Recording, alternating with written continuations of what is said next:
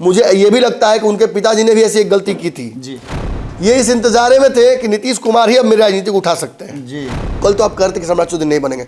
मैंने कभी नहीं कहा कि सम्राट चौधरी नहीं बनेंगे, मैंने कहा सम्राट चौधरी इन शर्तों पर बनेंगे कि ये राजनीति का तकाजा है कि आप भी सरकार में आए। तेजस्वी यादव इतना क्यों सहे।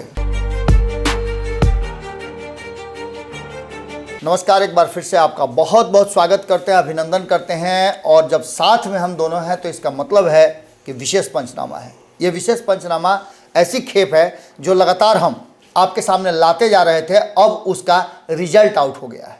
अब ये रिजल्ट क्यों आउट हुआ है, क्या है, पूरी कहानी हम आपको बताएंगे। लेकिन उससे पहले आपको बता दें कि सबसे पहले आप भारत लाइव पे और पंचनामा पे दोनों जगह देख सकते हैं कि हमने मंत्रिमंडल की लिस्ट, क्या होने वाला है, शपथ ग्रहण में क्या होगा, कौन कौन लोग पहुंचेंगे, ये सारी बातें हम आपको लगातार पहुंचा रहे हैं। हमारे रिपोर्टर्स वहां मौजूद हैं। लेकिन अभी जो हम आपके सामने हाजिर हुए हैं वो ये लेकर के हाजिर हुए हैं कि पूरे मंत्रिमंडल की लिस्ट लगभग फाइनल हो चुकी है।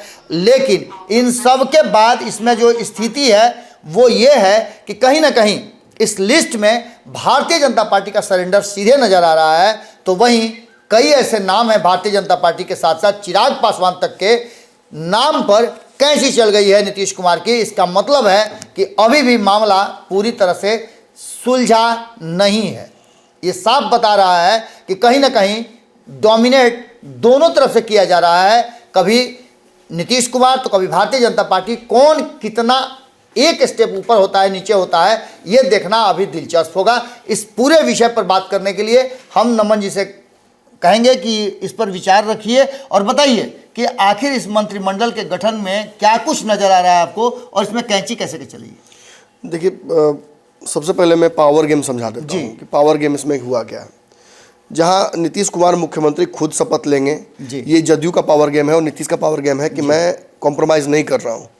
भाजपा ने कहा था, तेजस्वी ने कहा था, सबने कहा था कि मुख्यमंत्री कुर्सी छोड़ के तब समझौता करेंगे।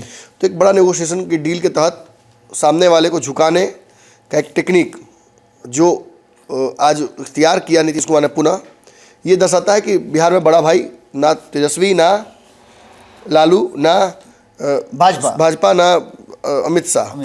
यहाँ बड़ा भाई नीतीश कुमार हमेशा रहेंगे और वो मुख्यमंत्री भी रहेंगे। तो ये उनका पावर मूव है। इसको काउंटर बैलेंस करने के लिए सुशील मोदी का जो नाम लगातार कल से चल रहा था और नीतीश की एक डिमांड भी थी, तो इसलिए समय देर भी हो रहा था।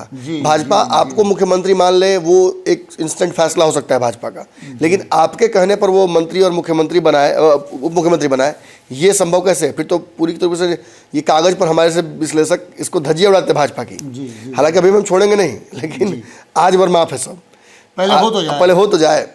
तो कहीं ना कहीं भाजपा ने एकाएक बड़ा फैसला किया। देखिए, नाम तो कई चल रहे थे, सुशील मोदी से लेकर रेणु देवी, रेणु देवी से हरी सहनी से लेकर शहनवाज हुसैन, ये सारे नाम चल रहे थे।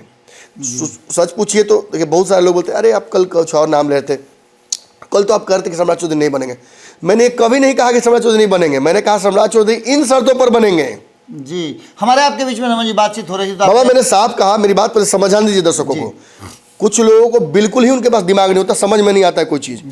कहेंगे कि नहीं आप सब सही बोले हैं, आज गलत बोले हैं, फिर कल कहेंगे कि नहीं सही बोले थे। ये मूर्खता चली आ रही है और इस मूर्खता को के सिलसिले को मैं चाहता हूँ कि ये समाप्त हो जाए आज। ये विपक्ष में बैठने वाले लोग भी समझ ले, ये वो दर्शक भी समझ ले जो किसी खास मुद्दे से प्रेरित होकर हमारे पास आते हैं।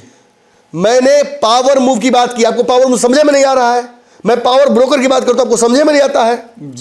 पावर बैलेंस की बात करता हूँ, आपको समझ में ही नहीं आता है।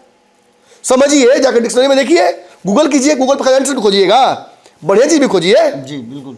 और मैं समझाने नहीं बैठा हूं आपको कि इसका मतलब क्या होता है। समझना समझने मत समझिए, मैं समझा आपको ये रहा हूं कि एग्जैक्टली ये सम्राट चौधरी वाला सिनारियो कैसे बना। सम्राट चौधरी सरकार का हिस्सा दो ही शर्तों पर बन सकते थे, एक मुख्यमंत्री, दूसरा उप मुख्यमंत्री।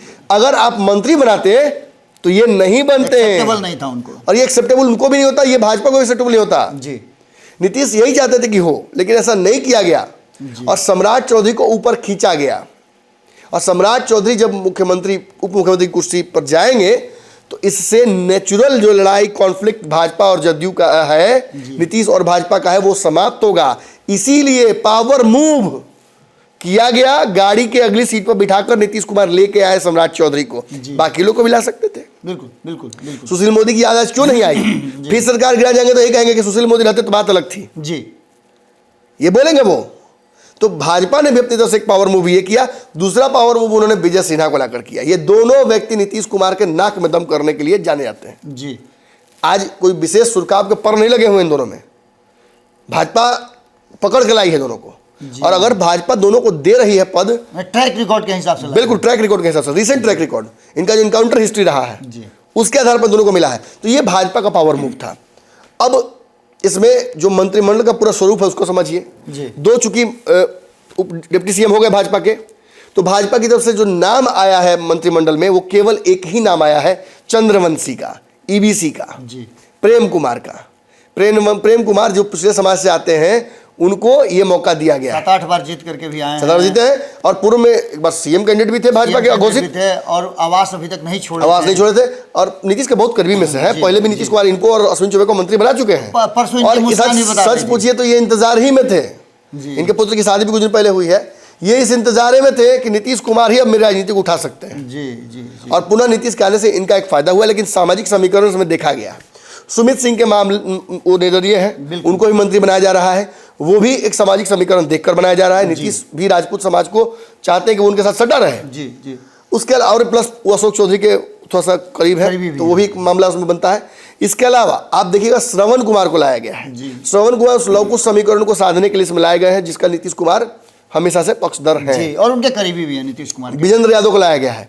विजेंद्र यादव यादव समाज का रिप्रेजेंटेशन करेंगे, प्लस नीतीश कुमार के जो भागने वाले विधायक थे उनको रोकने वाले यही हैं। खबर तो ये है कि भगाने वाले भी यही थे, रोकने वाले भी यही थे, तो इनका भी नाम इसमें दिख रहा है आपको।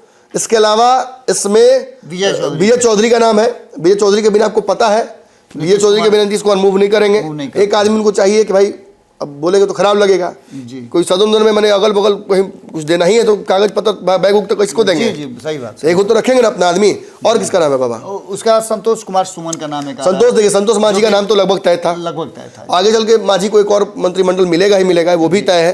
तो संतोष सुमन को जो फिलहाल मिला है वो भी एक बड़ा रिप्रेजेंटेशन है समाज का, वो भी यहाँ पर किया जा रहा है। और तो किसी का नाम नहीं है बाबा? नहीं, और किसी का नाम नहीं है नमन जी। 8 लोगों के नाम की चलिए ये नाम है, ये सामाजिक समीकरण, इसमें पावर मूव अपना अपना सबका है। लेकिन जो नाम नहीं है, जो लोग आकर भी नहीं आएंगे, जो शामिल होकर भी शामिल नहीं होंगे, माने कार्यक्रम में शामिल होंगे लेकिन सरकार में शामिल नहीं होंगे, जो कैंची चलाई नीतीश कुमार ने, जो भाजपा ने कैंची चलाई, अपने से भी कुछ लोगों ने अपने पैर पर कुल्हाड़ी मारी, उनकी भी चर्चा करेंगे। चिराग पासवान को जेपी नड्डा लेकर आ रहे हैं। देखिए संशय बरकरार है चिराग पासवान को शपथ लेने को लेकर। चिराग पासवान डिप्टी सीएम ही बनेंगे तो बनेंगे जी, बिल्कुल। सीएम तो उनको बना नहीं रहा कोई, और मंत्री वाली बात तो संभव ही नहीं है। नमन जी, एक बिहार में मैं थोड़ा सा बता दूं, एक और बात मैं यहाँ बोल दूं कि चिराग पासवान की तरफ से अगर किसी को मंत्री बनाने की बात भी की जाएगी तो चिराग पासवान उसको डिनाई ही करेंगे। एक बात यहाँ समझना पड़ेगा आपको, चिराग पासवान के लिए या तो ये अब तक की सबसे बड़ी जीत हो सकती है, इस सरकार का हिस्सा नहीं बनना उप मुख्यमंत्री के तौर पर, या ये उनके जीवन का सबसे बुरा फैसला हो सकता है राजनीतिक रूप से। जितनी राजनीतिक रूप से परिपक्वता चिराग पासवान ने पिछले 1-2 सालों में अर्जित की है, उन सब का समझ लीजिए एग्जाम है, और इस एग्जाम में वो पास करेंगे कि फेल करेंगे, हम तय नहीं तय नहीं करेंगे, समय तय करेगा। आज देखने में लग सकता है कि उनका फैसला गलत है, मुझे भी व्यक्तिगत तौर पर लगता है कि उन्हें सरकार का हिस्सा होना चाहिए। मुझे ये भी लगता है कि उनके पिताजी ने भी ऐसी एक गलती की थी जब उन बिहार के सीएम बन सकते थे किसी का सहायता लेकर, लेकिन वो अड़े रहे किसी और कारण से, और वो मामला फिर इतना तूल पकड़ा कि बाद में उनकी राजनीति बहुत हल्की हो गई, और आज पुनः चिराग पासवान के पास वो ही एक ऑप्शन घुमा कर आया है, थोड़ा छोटा ही हो, नीतीश को। चिराग पासवान का एक बयान जो आया है जिसने मुझे ज़्यादा इस बात को लेकर मेरी जो सोच को है उसको मोड़ दिया उस तरफ कि चिराग शायद इस सरकार में शामिल भी ना हो और नीतीश का विरोध भी वो जारी रखें। उन्होंने दिल्ली में एक बयान दिया है कि मौजूदा सरकार यदि नीतीश कुमार के इशारों पर चलेगी, नीतीश कुमार के मार्गदर्शन से चलेगी, नीतीश कुमार के सिद्धांतों पर चलेगी, तो सैद्धांतिक लड़ाई हम लगातार लड़ते रहेंगे। मतलब इसमें बहुत कुछ बच नहीं जाता है। यदि अमित शाह, नरेंद्र मोदी और जेपी नड्डा की बात नहीं सुनते हैं, वो चीज़ें ठीक है, सरकार का हिस्सा नहीं बनना एक बड़ा मैसेज होगा, लेकिन अगर इसके बावजूद ये लड़ाई लड़ने की तैयारी कर रहे हैं तो फिर चिराग पासवान जी को और इस एनडीए गठबंधन में उनके भविष्य को लेकर मैं आगे विश्लेषण करूंगा और फिर वो बेहतर समझा पाऊंगा उस स्थिति में, क्योंकि फिलहाल मुझे फिर लगता है कि फिर ये एक तरीके से मतलब समझ लीजिए कि ये ready to cross that bridge Chirag ने कहा था। बिल्कुल। और मुझे लगता है तब फिर वो उस ब्रिज के मुहाने पर खड़े हैं जी। और जब खड़े हैं तो फिर वो पार करेंगे ही करेंगे। बिल्कुल। दूसरी तरफ देखिए इंतजार क्या कर रहा है, थोड़ा समय ले लूँ अर्ज में। दूसरी तरफ इंतजार उनका क्या कर रहा है, तेजस्वी यादव। या तो नीतीश को अपना नेता मानिए, नेता मानने का मतलब ये नहीं कि आप आपके पार्टी के नेता, आपके कैबिनेट के नेता, मुख्यमंत्री। आप बार बार ये कहते भी हैं मेरे मुख्यमंत्री, तो आप अपने मुख्यमंत्री को स्वीकार कर लीजिए। जो अब नरेंद्र मोदी स्वीकार कर सकते हैं, अमित शाह स्वीकार कर सकते हैं, इतना बोलकर भी स्वीकार कर सकते हैं कि सारे रास्ते बंद हैं, तो फिर आपको समझना चाहिए कि ये राजनीति का तकाजा है कि आप भी सरकार में आए। तेजस्वी यादव इतना क्यों सहे? बिल्कुल। तेजस्वी यादव इतना इसलिए सहे क्योंकि तेजस्वी यादव को पता था कि इससे उनके संगठन को एक पोषक तत्व मिलेगा। राजनीति में पोषण जड़ में अगर नहीं मिले संगठन के तो संगठन सूख जाते हैं। उपेंद्र कुशवाहा का संगठन देखिए, आपके पार्टी में गए अरुण कुमार, उनका संगठन देखिए। आपकी पार्टी में एक और नेता है नीतीश कुमार सतीश जी, उनके संगठन को देखिए। कई लोग कई पार्टियों से आपके पास आए हैं, उनके संगठन, उनके राजनीति को देखिए।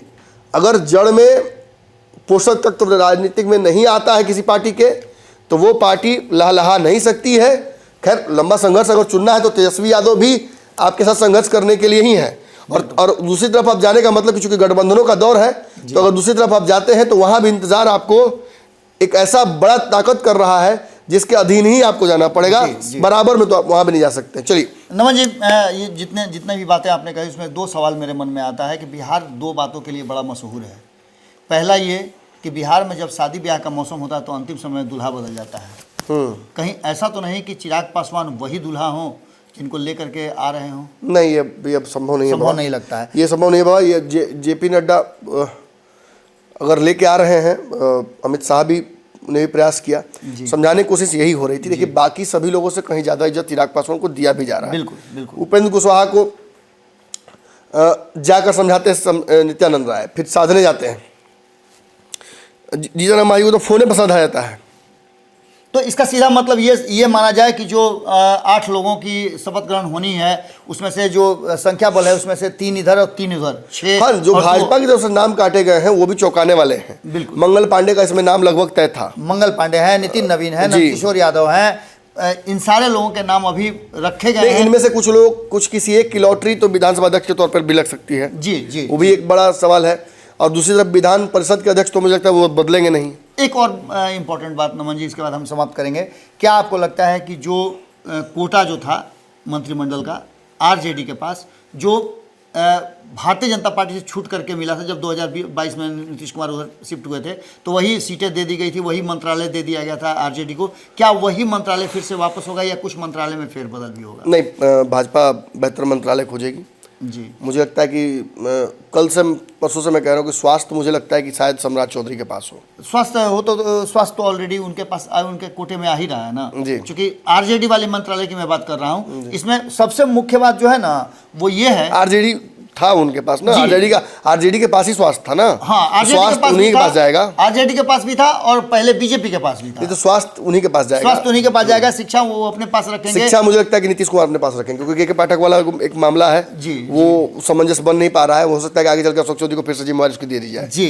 तो इसका सीधा सा मतलब है कि कमोबेश अगर देखा जाए तो नीतीश कुमार यानी जदयू और बीजेपी के पास जो पहले 2022 से पहले मंत्रालय थे, उन्हीं मंत्रालयों में आपस में बंटवारा होगा। और 8 ये लोग जो शपथ ले रहे हैं, इसके बाद बहुत जल्दी रीशफल हो सकता है मंत्रिमंडल। रीशफल का एक्सटेंशन होगा और अप्रत्याशित रूप से जल्दी होगा। मतलब आप एक्सपेक्ट नहीं कर सकते उतनी जल्दी ये होगा सब कुछ।